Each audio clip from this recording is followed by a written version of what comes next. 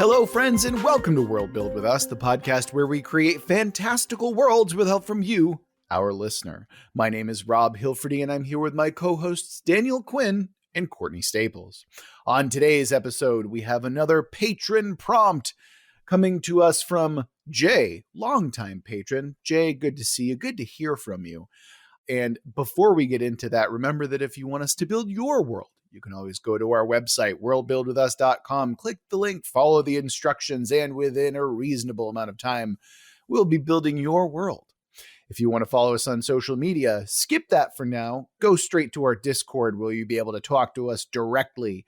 And, just chat with us about world building stuff, about how I said talk weird just now. You did, yeah, I noticed that. I did, yeah, it's fine. Yeah, Courtney, you're interrupting the intro. What are you doing? I'm sorry. Jesus Christ, this is sacrilege, I swear. Anyway, well, now that the interruptions are out of the way, I will continue on and thank our beautiful patrons. Thank you all so much for your contributions. And if you want to join our patrons, if you're feeling particularly generous, you can go to our Patreon with the link for that in the episode or on our website. On our Patreon, you get early access to episodes, double the length of prompts that you submit. Early episode, did I say early episodes already? No, I did, but what I actually meant to say was exclusive episodes, patron exclusive episodes, and of course, a patron-only Discord if you want to chat with us in a more private, lounge-like setting. And with all of that out of the way, we can get right into the prompt. So Jay has us exploring a crossover episode. Hello again, World Build with Us crew. It's Jay here. You knocked it out of the park with my sequel prompt for The Land of a Thousand Flavors. And you did such an amazing job that I just had to send you another where you revisit past prompts. But there's a twist once again. It's time for the crossover episode. Take 2 of your previous worlds. Jay, we're doing 3 because there's 3 of us. Hope you're not mad. And combine them, having their denizens meet. How and why can be up to you all, but the worlds must be basically able to mingle in a fashion that allows for trade, travel, and communication to be simple and easy. What does this new combined setting look like 100 years after the initial event that brought the 3 worlds together? Are they physically merged, creating a chaotic mishmash of geological features, or have rifts in space-time allowed for smooth transition between them? How has the cultural exchange affected politics, factions, and day-to-day lives of the common people? Have the 3 worlds managed to come to a peaceful accord, or are they at each other's throats in a vicious war?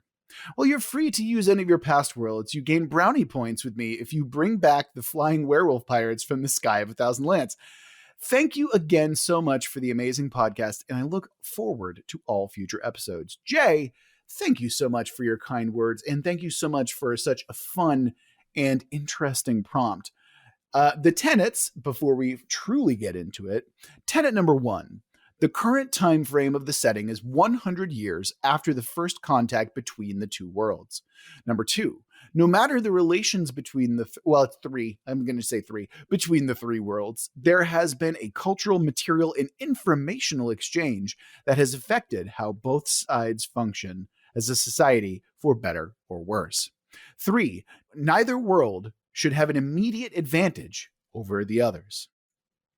And with that prompt out of the way, let's go ahead and dive right into it. Daniel, kick us off. Introduce us to the world that you want to bring back. So I have a bit of a preamble before that. More of a complaining. That's what it is. That's what I'm good at. Yeah. I mean, frankly, we come to expect, this is very on brand. So yes, by all means... so actually, this is double on brand because one, preamble, like Daniel stands on a soapbox, that's on the bingo card. And number 2, Daniel complains about things. So please take it away. I will say that oftentimes my preambles are requested. So I get that. Okay, there was one time where it was requested. or we planned them where we have chosen me to give a little preamble because it was a complicated topic. That is true. Like light speed and such. Mm-hmm. That you know what? That's true. That anytime it's boring science corner with Daniel. Yes, of course. I mean, I love pontificating, but as do I. I mean, there's a reason we do this, right? Yeah, of course. All right. Ball busting aside, please get on with it. I apologize. Yeah, but my complaint. So I hate this. Just so we're clear, I'll do it, but I do hate it, and I'll explain why. And I'll explain a possible. I'll put something out there that if we would like to think about it, we certainly can. But the reason why I hate this is because it almost forces us to approach this like a video game or an RPG. And the reason why is because when you have all of these worlds we developed them, we concluded with them solving and serving specific like narrative goals as we created them. So for example, you might have the last world I think we did was the one with the time beings. Mm-hmm. That setting has a certain set of themes and moods behind it that add up to something. After we've done all the work of creating the worlds, the takeaway is that it's about something in particular, narratively, so like thematically. And when you have multiple worlds and you're going to mash them all together, what happens is all of that work you've done, I think, for each of those settings, narrative themes, either have to be radically adjusted or abandoned, or they get kind of curtailed because you're merging all these together. So the result of merging all these is this kind of like melee smash video game approach, which is fine. It could be a thing, but to me, it's less satisfying because you can't really make sense of all of those narrative themes because they're being mixed together. What I would propose as an option, even though I don't care if we don't do this, because it's contrary to the prompt, is rather than taking the literal settings and forcing them to merge together, consider what are in those settings and what they're about and merging those things together. That way we can modify the settings as needed to create a new narrative that contains all the things. So if one setting had, I don't know, a post-apocalypse, another setting had a paranormal romance, and the third setting had, I don't know, like vampires. I think there's ways to make all those concepts work together, but if you have to go back and look at all the specific literal details of them, merge them all together, you're getting like, what's that stupid Final Fantasy game with the Kingdom Hearts? Different Kingdom Hearts crap. Like, I know some people love that, but to me it's unsatisfying. So that's my rant. Just to put that on the table. I do see what you mean. I guess I was approaching it more as like alternate universe kind of thing, like not necessarily canon to what actually happens with these worlds, but like we can sort of just play around with it. I did also, spoilers, select a world for like the reason that it was easy to meld in with others thematically. Well, see, now I suppose I'm going to be the dissenting voice here because I think that there's something narratively rich in combining some of the elements here and creatively kind of interesting that forces us to create something new out of these disparate parts. And mind you, like we might come together and find something new amongst this kind of forced synthesis that I think could be potentially very exciting. So I personally would like to reject the idea that this is like not we're taking thematic elements from these and mushing them together. And what I would like to propose instead is think about it this way, right? Like we're thinking about 100 years after these cultures have kind of come together, clashed and merged.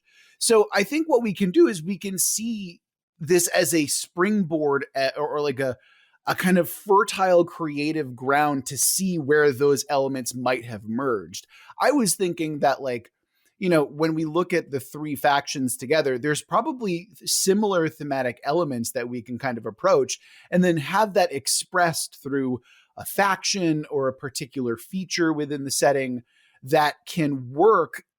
I would encourage you, Daniel, to look at this not as a melding of pre-existing settings, but a melding of a collection of tropes that we can then mush together and create something new out of. And Courtney, I would agree. I think this is like, this world will be canonically its own thing, but that doesn't like, it does not dilute the legacy of the other worlds that we're going to be talking about here today. I wanted to clarify that as well. I'm so confused because the last thing you said was think about it as merging a collection of tropes from different settings, which is exactly what I'm proposing.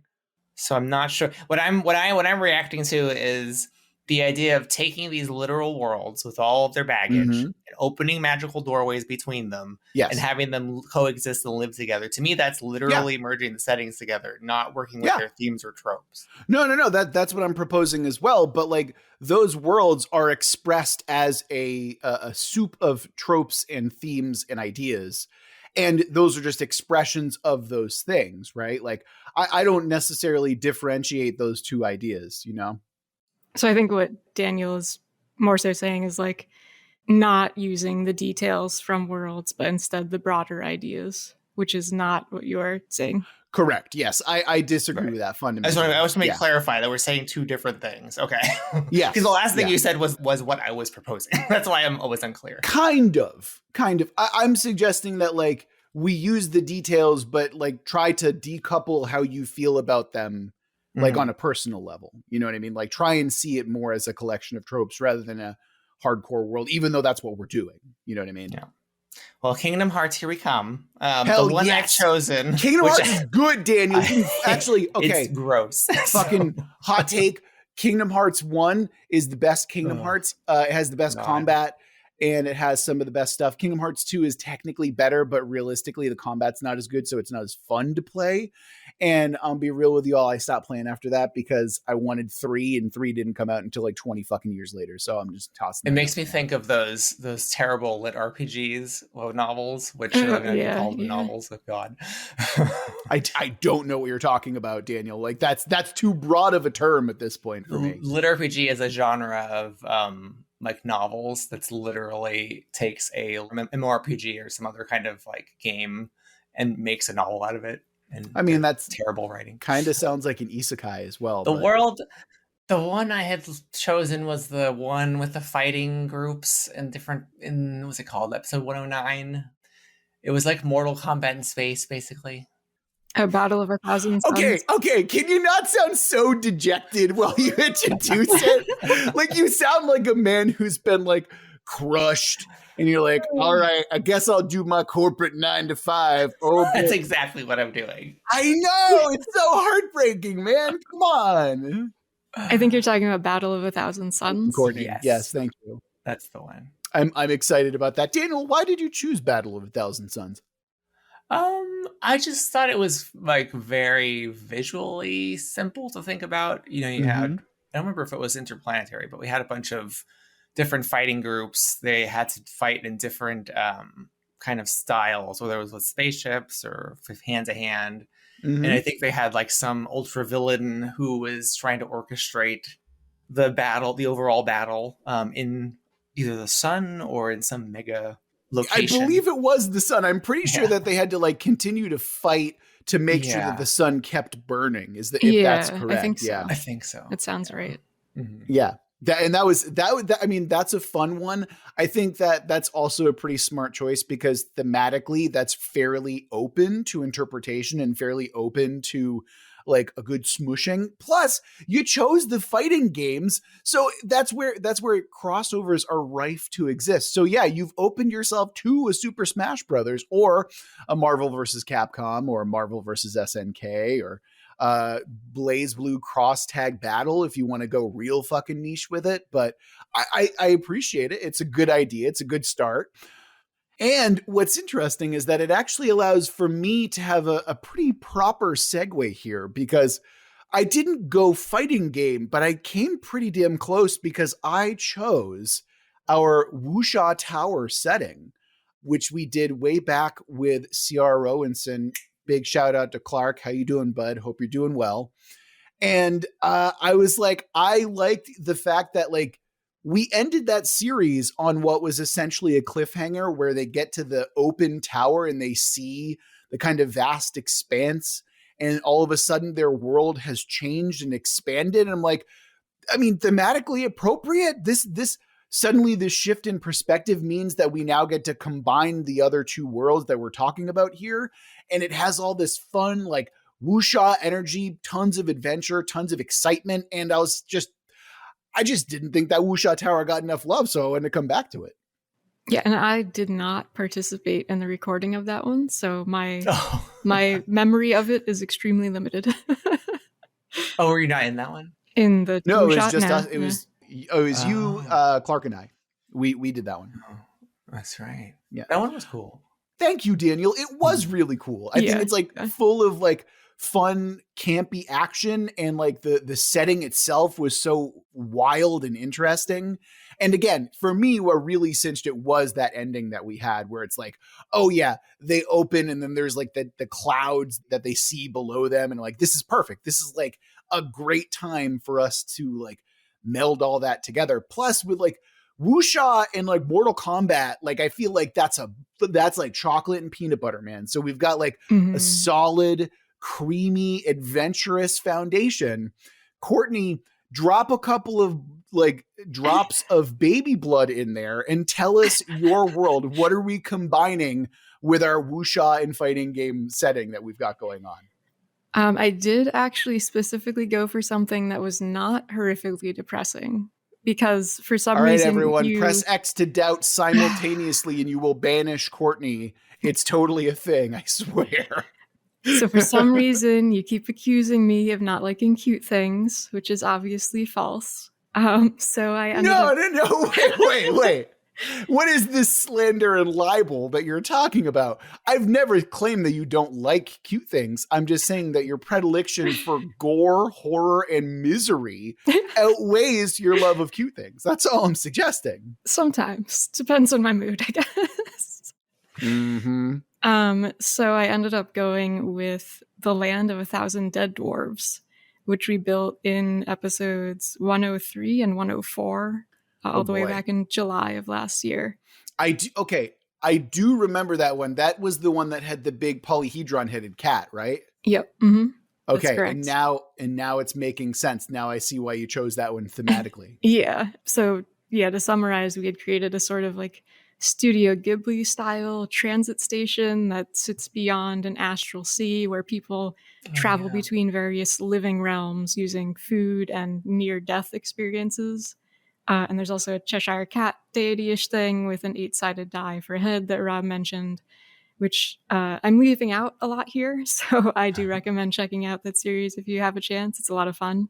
Of course. But I thought it was a good candidate for this episode because the whole premise of that one was that it was a sort of plane between various worlds that could connect things. And it was actually kind of in the process of unraveling due to the villain that we had created. So I think that might be a good way to link up all these worlds in the end.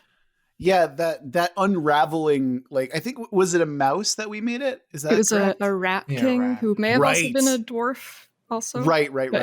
Yeah. Okay, so all of that works remarkably well. You are literally just doing we're just doing a Super Smash Brothers now at this point. Pretty much, yep. But it works pretty goddamn well, I think, actually. This is pretty intriguing now that I think about it.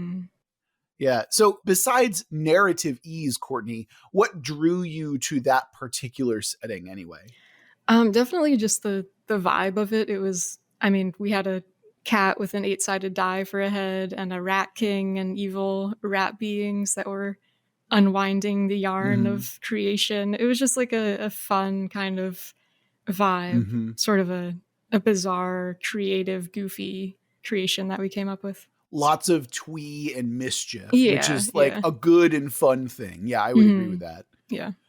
Great. Oh man, this is this is really interesting already. So I suppose what's particularly interesting about your choice here, Courtney, is the idea that that world was fairly transitory, if I remember correctly. Yeah. So how do we not then connect all of them together? There must have been something that happened that has since not entirely blocked it off, but hard stuck these three particular settings together. That's my guess. Is that the one with the dwarves who had kind of a Lord of the Rings-esque epic kind No. of story in mountains? No, You're no, thinking that's the dragon one, and that's Oh, the one right. that where you introduce your elves trapped in crystal, I Oh, believe, Yeah. or transformed So into this crystal. one Yeah, was, what were the that's a dwarves different up to one. in this one? So that was Land of 1,000 Dwarves. This is Land of Oh. 1,000 Dead Dwarves. Dead Get it big to difference fucking there. together, Daniel. So what was I have some image. I definitely remember the cat, but what were the dwarves up to in that setting? So it was Mostly a being really dead, I'm pretty sure. Yeah, it was a weird setting because we were sort of dealing with multiple planes of existence. There was like the living worlds, the in between, and the land of the dead, which was the transit station. And the in between was the astral sea that the people traveled on to get between these places. And then the living realms were all inhabited by dwarves, which is actually Rob's decision, shockingly enough. Yeah. Well, I'm glad you chose such an easy and accessible setting for us to dive into, Yes, Courtney. yes, anytime. So in the living realm, there was stuff about like dwarves literally chiseling their grudges into physical objects, Oh, right. which was what Okay. anchored them to the living realms. I That was do cool. remember Yeah. that one. Yeah. And I kind of think that maybe in some way the astral sea and the station got disconnected from that like multiverse of realms and then came over here and connected with your two worlds. Because I'm almost less interested in the like physical realm of the dwarves and their grudge stones, and more interested in dealing with like the cat and the yarn of creation and all that. Oh yeah. Yeah, I think that is a great element that can literally stitch all of these disparate worlds together. Mhm. And then we can kind of like mix and match what we want to take and what we want to like smush together and stuff like that. So, or remove from certain aspects as well. So that's very intriguing, actually. Yeah. Yeah, my mind's melting a little bit based on what we're talking about here, but that's fine. Also, one of my favorite moments of recording that podcast was like introducing the dwarves and everyone losing their shit. I was like, this is a proud moment for me because I'm like, I'm going to spitefully insert dwarves into this goddamn setting and blow everyone's goddamn mind. So yes. Yeah, go back and just listen to that part. If you're going to go back and listen to anything, like that bit is like, ooh, that's a chef's kiss moment right there. Actually, Courtney, can you edit in that moment for the podcast? Like, so people can vicariously relive that moment. Do you think that's something you could do? I think so. Yes. Ooh, all right. So we're going to cut to that now. Speaking of Norse mythology, I actually want to dip into my next tenet, which is the primary species of this world are dwarves, and their anchor is a grudge that they carve into stone. The fuck did you just say? Who are you, and what have you done with Rob? What is happening? Yeah, that's my tenet, guys. So I think we've just gone into an alternate timeline. We've split off from the norm. Oh my god. The fact that most of you are speechless is very gratifying, I have to say. Wow. And see, wasn't that moment so fun, everyone? Remember those times? Remember that back in the plague years? Wow. That was something. Anyway, let's continue on building our own mishmash of worlds. Daniel, introduce to us and our new combined world your first major well, it's technically the second tenet because the first tenet was finding the world that we're mishmashing here. But anyway, tell us what your tenet is for this new trifold world. So my tenet was the thing that I had posed in the beginning, but I don't have a tenet other than that. The thing where you like stamped your feet and said no thank you, that one? Yes. Was divorcing the literal things from what they mean. Okay. Don't know what the is that. Well, hold on. Now that we've introduced these kind of disparate elements, is there a way that we can like do that's thematically appropriate to what we're building here? I don't think so.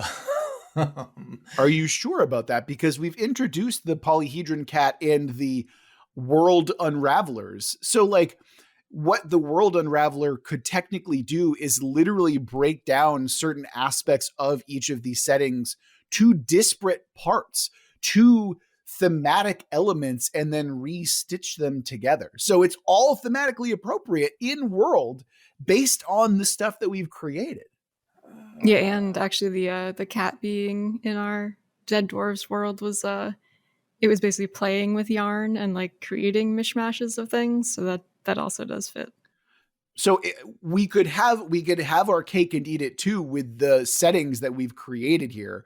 We can have these elements that are standalone, stand firm on their own, and then you have this fourth kind of new hybrid thing that is a result of these polymerizations of culture, settings, and all that good stuff. Is that satisfying to you, Daniel? Like, I feel like that's like the perfect. I don't even know what that means, honestly. Like, I know what it means literally. Like, you're going to create some kind of, use the cat creature as a linchpin for merging the settings. You still have setting soup, so I don't know if that means anything thematically. It just means that your way of making it into a multiverse is the cat unraveling the other universes to become one. Well, no, what I'm suggesting is that there's now 4 parts. There's the 3 separate worlds that are like adjacent and basically touching, like they're merged together.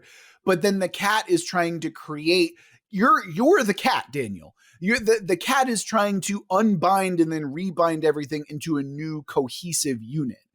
And so like we have everything coming together where it's like, it's a little bit of soup, but there's a new soup that's separate. That is like basically its own new thing.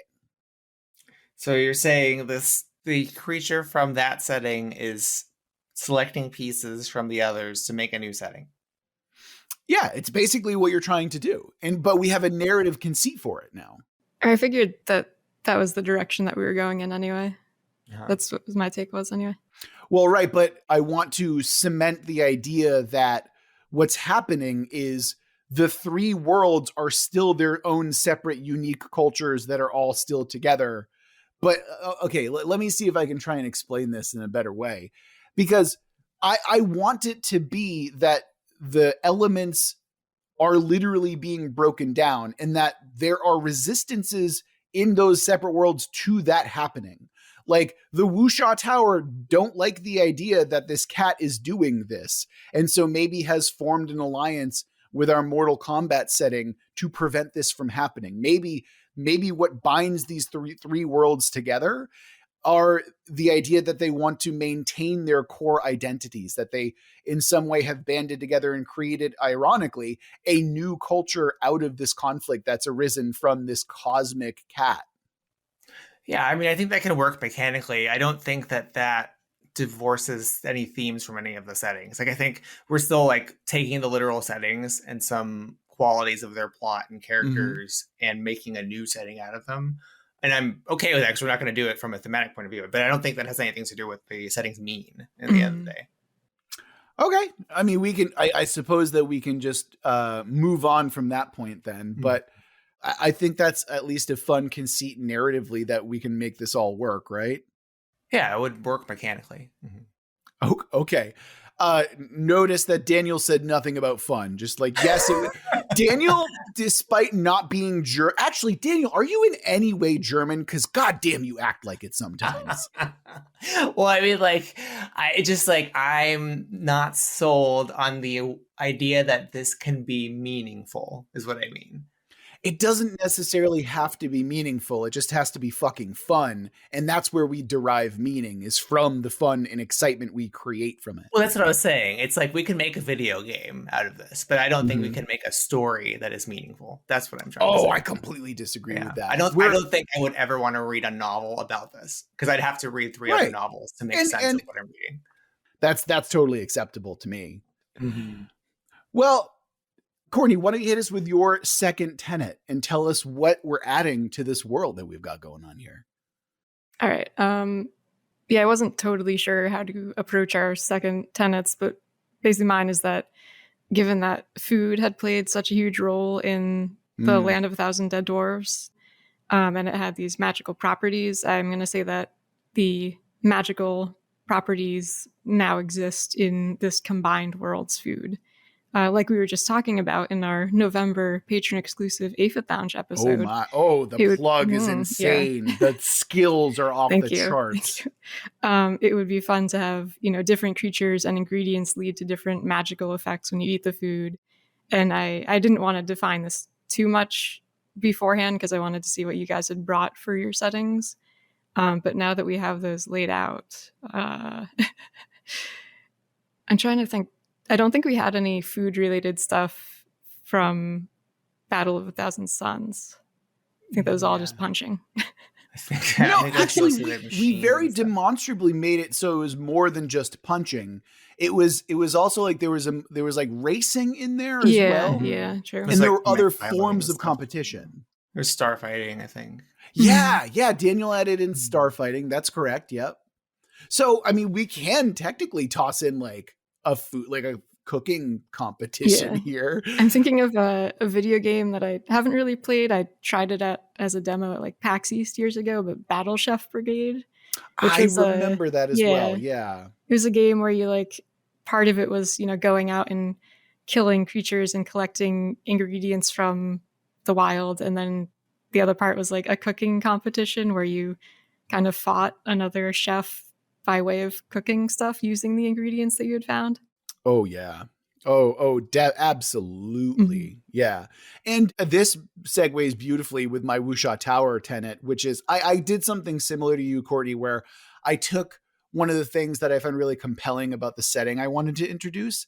And I was like, how can I introduce that into the new world that we're creating? And in Wuxia Tower, there was this idea of like competition and mastery, right? And in that, like you would become like, oh, I want to become the master of a skill or a fighting style. And like there were a bunch of masters, and it was basically you gained these. Daniel, do you remember if they were medals or if they were like symbols or seals or something exactly? I don't remember what they carried. I know it had something to do with their ability to go deeper into the tree thing. Right. It was the ability to ascend higher into the tower is what it was. And I'm just trying to remember exactly. It had to do with light from the sun or something. I think that's something. Oh yes, no, you're absolutely right about that. Yeah. Well, regardless, there's this idea that these masteries and like competitions exist where you basically do these things to train yourself to become better. It's about self-improvement. And one thing that I wanted to keep about that is I wanted to keep this idea of like competition and self-improvement that is like spread throughout the three. So these forms of masteries still exist, but we can now expand them based on the additional worlds that we're introducing here. So these forms of masteries aren't just about ascending wait a minute. So originally in Wuxia Tower, it was about ascending the very literal world. It would, because the world itself was confined to a singular tower. And the idea was you gain this mastery and to climb the tower, to explore the tower better. Now I'm thinking that there's like this kind of tempestuous, like fourth spire tower that's made out of yarn and like creation. And so that element still exists, is that it's just a grander version of the tower. And not just grander in like a physical sense, but a grander in terms of like thematically, like you now have to, it's not just about physical perfection and like learning how to swim and fight and climb better. It's about like spiritual ascension as well. It's about, I need to learn how to walk through the river of death, and it's a literal river of death or something like that, because the tower now demands more of you because it is ascended beyond just a physical realm. So the tower sticks into other realities. Yeah, I mean, that works, because in the Land of a Thousand Dead Dwarves, it was all about like shifting and traveling between these realms. And so it's like, okay, in Wuxia Tower, it's like, there's only like 13 masteries or however many masteries to learn until you can become a master and ascend it. And then now all of a sudden it's like you went from like 13 out of 13, and then this cat shows up and you're now 13 out of 875 or like 120 or something like that. So all of a sudden you're where you once were a master, it's like, oh, you're an acolyte again. It's kind of like in video games where, oh, I'm playing Super Metroid and I'm a badass from the previous game, and all of a sudden I'm depowered because it's a new game and we need to start you over from level 1 again. Like something like that. So are we like, what's the perspective of the setting? Like, is the perspective one of these worlds? I'm just trying to position, like, if I was the omniscient narrator or the first person perspective, like, what am I looking at? I mean, that's an excellent question. I think that where do we want to point the camera, so to speak? Where do we want that narrative conceit to be? I think it's easiest if we have like a group coalition of like the 3 disparate worlds and like bringing them together, or like either a council, or we have a perspective from an individual like kind of realm. What would you prefer? What do you think is most interesting? I mean, I had been thinking of this setting as like a literal smash together 3 worlds that, we're dealing with 100 years after the fact and like the aftermath of that. So in my view, I guess like the point of view would just be somebody who's like, this is their normal life, but maybe to their ancestors, it's like, what the fuck is this? We're still kind of stuck in the past. How do we reflect that exactly? The difficulty for me is making sense of 3 separate histories. Like, it seems like there's so much baggage, right? Whereas I don't know if we're picking and choosing bits of these, but it sounds like so far these 3 realities exist with all their histories, and they've now been placed on top of each other. Right? Yeah, that's about right. Yeah, so I guess I would then want to approach it from that, like, this is the normal sort of point of view, like somebody who's, 20 years old on this world that's only been combined for 100 years, and maybe just start sort of looking at what bits we want to keep from each one and like how we can build on top of that foundation, and what's changed, what's stayed, what's been lost during this transition.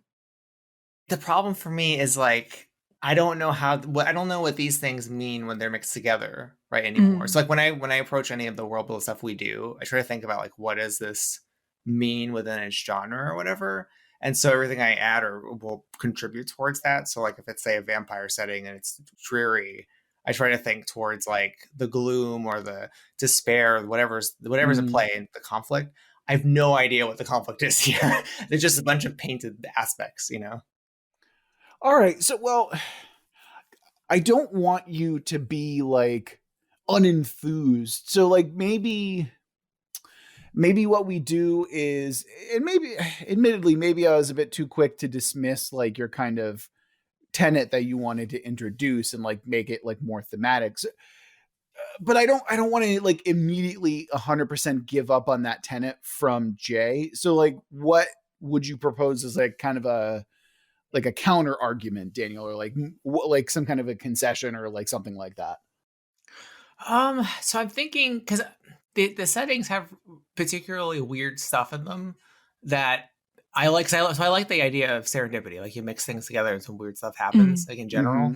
So maybe like what we can do is extract some particular specific thing, divorce it from its history, but then like use it in our own one for our own purposes. Okay. Like, so for example, like say in the Wuxia one, you could extract the tower or the concept of the tower. I mean, that's exactly what I was going to do anyway. Right. So yeah, that works. Yeah. Yeah. Like, and then in Courtney's case, like she really loves the cat, Love that cat. So we want to take maybe we want to take like one concrete thing from each setting. Is that what you're suggesting? Yeah. And you could even recast it. Like, so maybe it's, if you wanted to take the cat, but you wanted it to be a diamond shaped horse. This is fucking blasphemy, and I will not stand for it. Thank you very much. You could do that. At the same time, like I don't want to strong arm us into anything. It's just that like we have limited time, so it's not like we have a lot of options. Right, like we've already worked quite a bit through this. Yeah. At the outset, I would have said just jettison me and bring in like CR or Undercommon Taste Friend. But we're at wit's end. So don't worry, Daniel will eventually remember people's names. Right. Yeah, it's the drugs.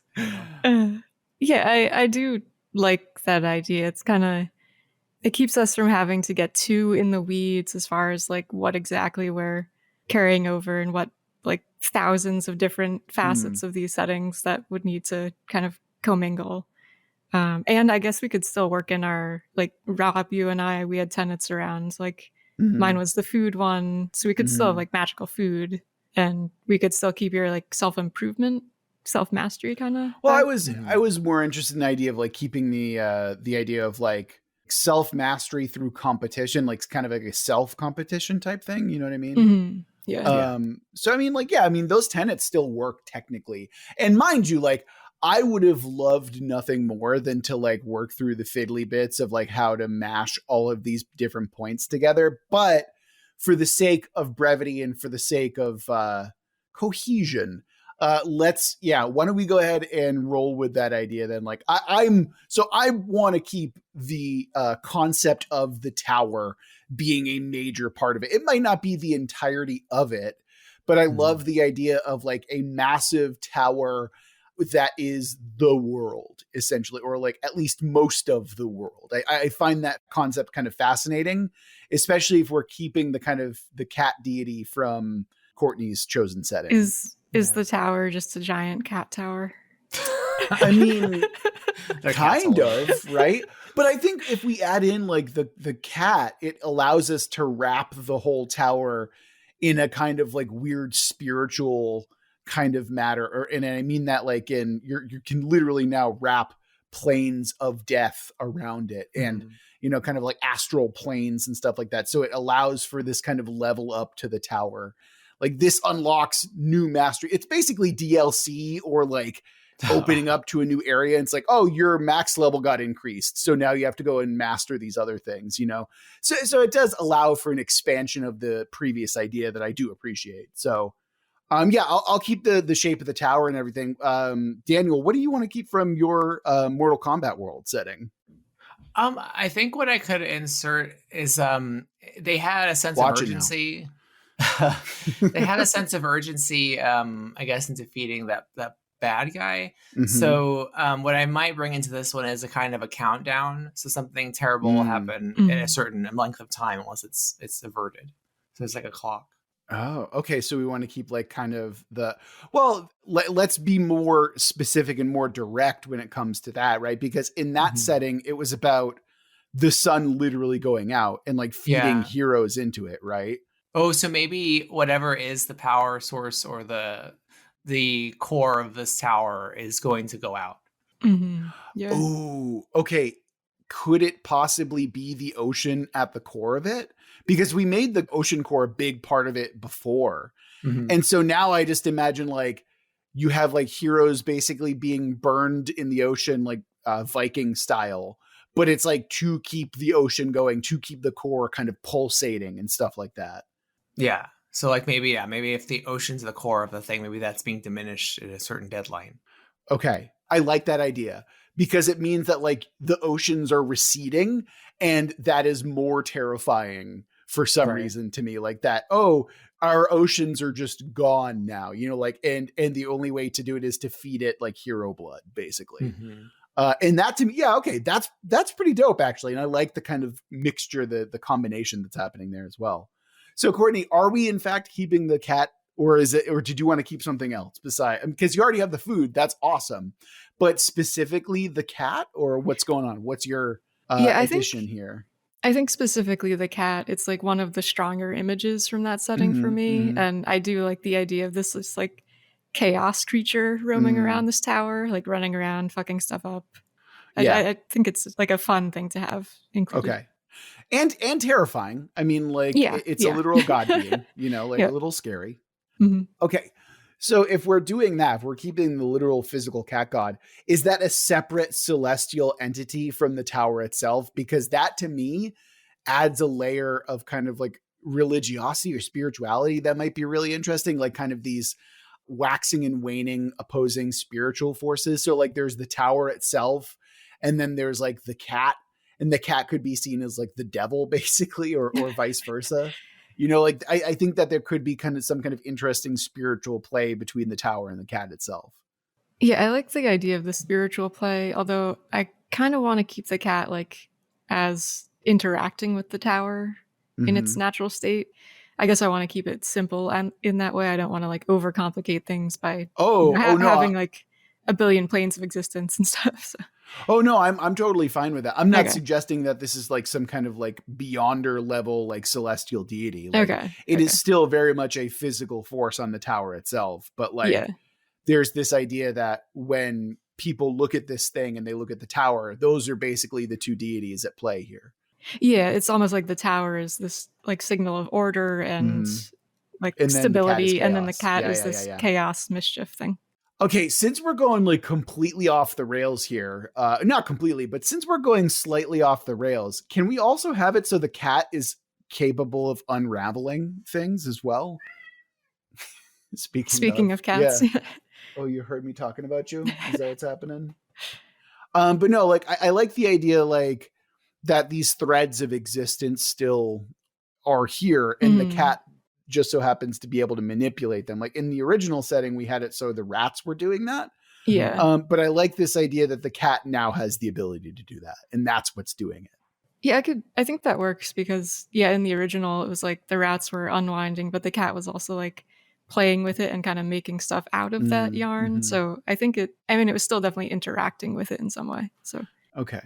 Could the cat be unraveling the tower slowly? I was literally just thinking it's like that, Daniel. Using it as a scratching post and just keeps pulling yarn out. Yeah. And I mean, it's scratching the tower and like it's causing damage to the tower as well. But when it like scratches into the stone itself, like it reveals these threads of creation or something like that. Is this a natural thing that happens? Like the cat is by design meant to do that? Or is this something new that's happening? I like the idea that it's something new, like that this creature is like an invader. Okay. And it's like, I mean, the tower itself is creation, right? Like that's kind of how it was in the wuxia setting, right? And this idea that the cat is slightly undoing creation just by being a cat and adding chaos and stuff, I think it's thematically appropriate. And I also think it's just really interesting to kind of approach it that way. Yeah, I'm down for it being a newer entity. Though I'm curious, like, what would have brought it there? Or would it be born of the tower itself for some reason? I think that is lore that we deal with later and just kind of like deal with the consequences of what we have now, right now, you know? Yeah, that works. One thought I had to thinking about where the cat comes from, the dead dwarf setting and your food principle. I'm reminded of, eating the food of the dead and how that can bind you to the realm of the dead. Yeah. There's something we can do with that. If there's like, if the tower is the realm of creation, is there, I don't want to create more realms, but is there a place of the dead, perhaps at the bottom of the tower, and eating food from it in some way has an effect? I mean, it doesn't have to be the bottom of the tower. It can be the core of the tower. We can have the oceans be dead oceans. Yeah. Oh, to drink from the waters. Yeah. It's kind of like the river Styx, but not exactly. Yeah. Okay. So it took some pivoting, but I think that we're in a better place with everything now. Is there anything else that we want to talk? Because man, there's a lot that we got to get into now here. Is the tower the world, or is it the center of creation in this place? Yes, that's correct. So what I'm asking is like, are there realms, like, is there a landscape outside of the tower, or are people just in this tower? I'm going to say that we're going to keep it to the original scope of Wuxia Tower and early Wuxia Tower before we know that there's like outside of the tower itself. So for the time being and for like kind of the conceit, I'm going to say that this tower is all people know right now. Okay. And the inside of this contains some kind of waters of death, it seems. Correct. Which are threatening to go out or recede, which is why they need to continuously send dead heroes towards the ocean itself. So we have heroes that sacrifice themselves to the waters, or maybe they sail into it and you don't know what happens to them. Yes. Yeah. I imagine that that's probably like kind of the last thing that you do on your hero's journey is, it's thematically kind of like a journey into death, but it's also like the final frontier of exploration is seafaring this dead ocean. Is this something people have been starting to do because the tower is unraveling, or is it part of their culture from the beginning? Ooh, that's a very good question. Because I could see if it's something they've been doing as part of their culture, I could see it have been interpreted differently in the past. Like it's an ascension, to your point. But maybe now it's seen as a sacrifice to keep the tower from unraveling.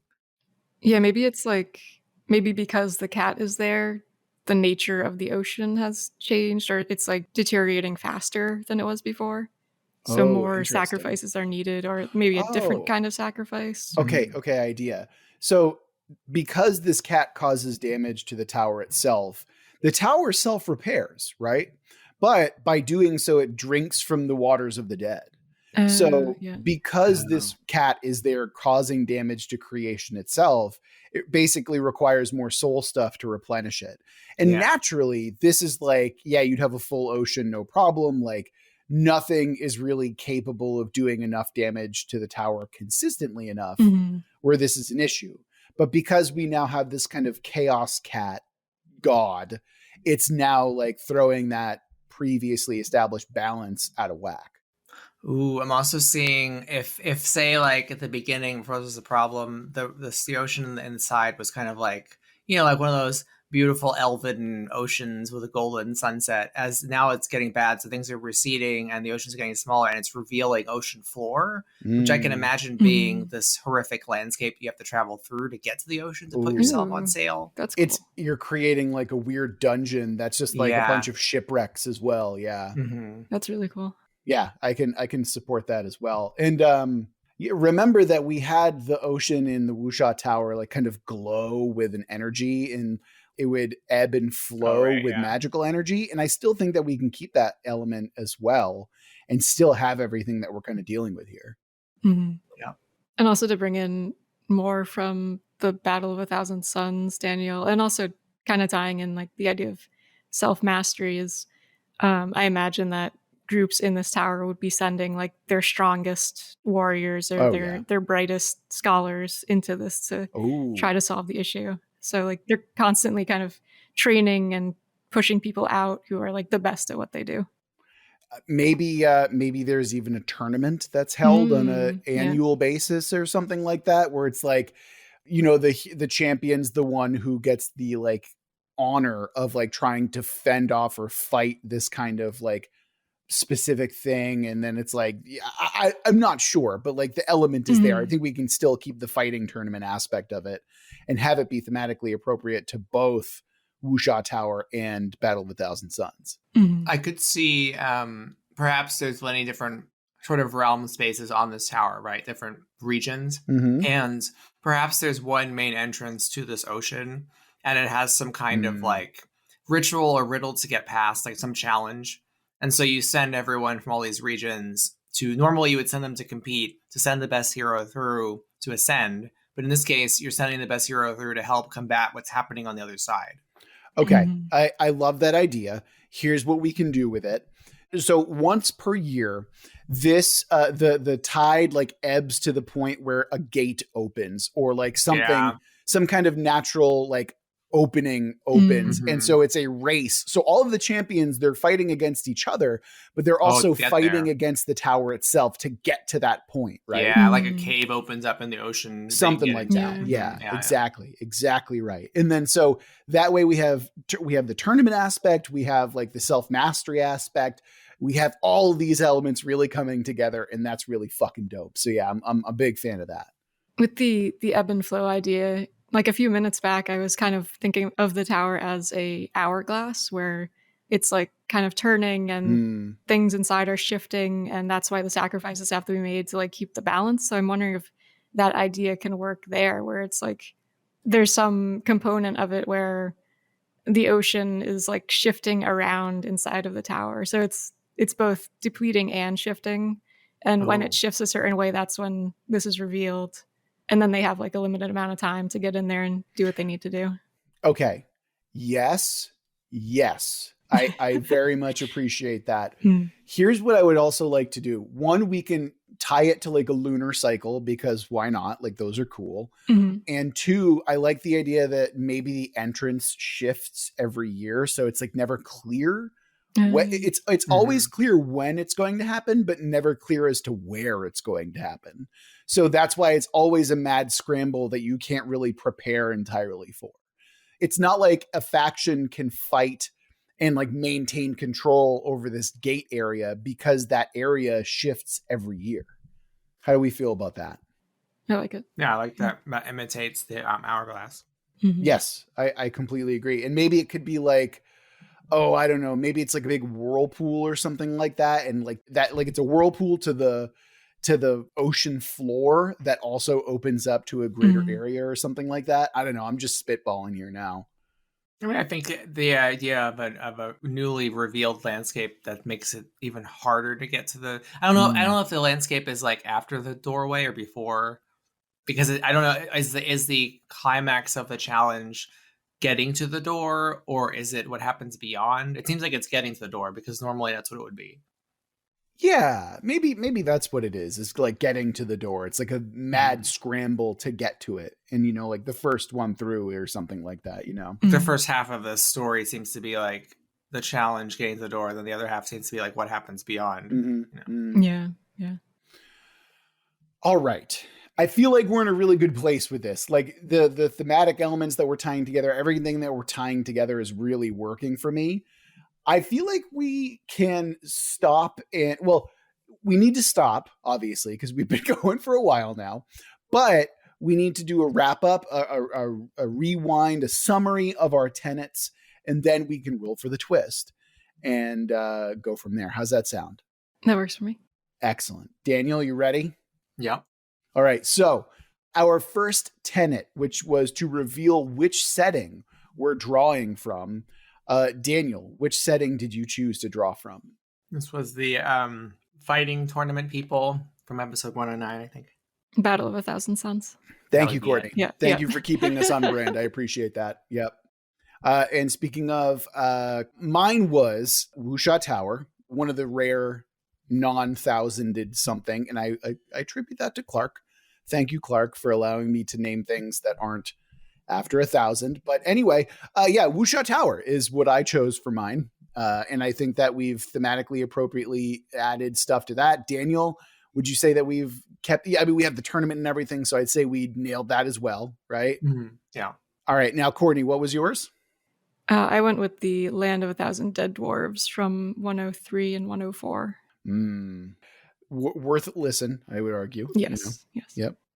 And the element that the big element that we're taking from that is our polyhedron-headed cat god thing, right? That's right. Yep. Okay, excellent.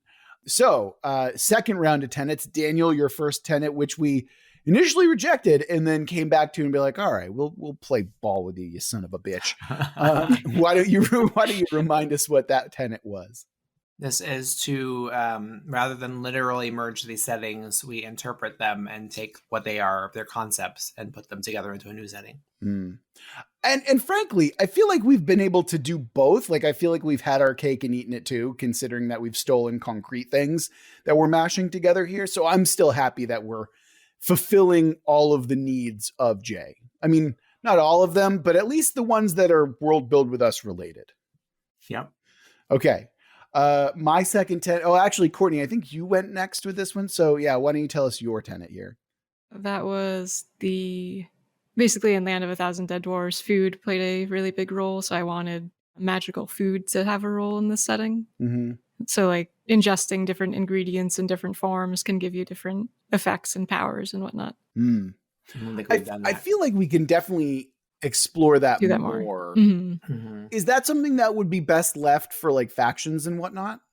I could see building it there, but also Daniel, before you had mentioned like different regions of the tower. So I'm picturing like different zones that have different creatures and ingredients available, and like maybe the various like clans or whatever in each area have their own cuisine, and that all has different effects. Yeah, absolutely. Exactly. Yeah. And then they can use that in their adventure into the dying ocean. I could see that if perhaps there's a problem when you're traveling in the ocean, that if you don't have food that's not from the land of the dead, you grow less powerful or weaker. And maybe that's why it's important to have food from the land of the living. That's really good too. Yeah, that's really good, actually. I like that. Yeah, me too. That's like what keeps you rooted in that living self. But Yeah, once there you you run go. out, it's like, who knows what's going to happen to you. Mhm. Yeah, I become like a jade. Yeah, Mm. yeah. So like you kind of forget that you're alive. Well, then you end to eat the food of the dead, and then you end up fucked because you have to stay in the land of the dead. Yeah, there Yeah. you go. There you go. Ooh, that's good. I like Yeah. that. That's lore building right there. Hell yeah. And then mine was I wanted to make sure that we had a sense of like self-improvement, self-mastery, and like competition. And we've absolutely kept that. We've nailed that. I'm not worried about that in the slightest. We've talked about that quite a bit. So I feel like, yeah, that does it. We nailed it. Great job, us. Is it time to roll the twist? Yeah, let's do it. Yes. All right. So our twist this time is going to be. God damn it. Okay. Add in some time travel. Fuck. Oh, We like just simplified the setting, and now we're We just gonna fuck literally it up just, again. yeah, we literally just simplified stuff. Oh man. it's okay. It can work. Yeah, Yeah, we can I think definitely so, make yeah. it work. I've already got ideas that I think we can make happen. So, I mean, spoilers for the next episode, but Courtney literally called it an hourglass shaped Yep, tower. Like, yep. come fuck on, you guys. We've got Right. this. Mhm. All right. That's going to do it for this episode of World Build with us. A big thank you to our patron, Jay, for suggesting this prompt. Thank you so much to all of our patrons for supporting us and all of our listeners as well. You deserve shout outs. Thank you all so much. Remember, of course, that if you want to become one of our patrons, get access to early episodes, exclusive episodes, and all sorts of other little goodies, you can go to our Patreon, worldbuildwithus.com. Follow the link, all that good stuff. Or if you just want us to build your world, you can always go to our website for that as well, worldbuildwithus.com. Click the link, follow the instructions, and within a reasonable amount of time, we'll be building your world. That will do it for this episode of World Build with Us. And remember that we love you very much, and we're going to get through this together. Until next week.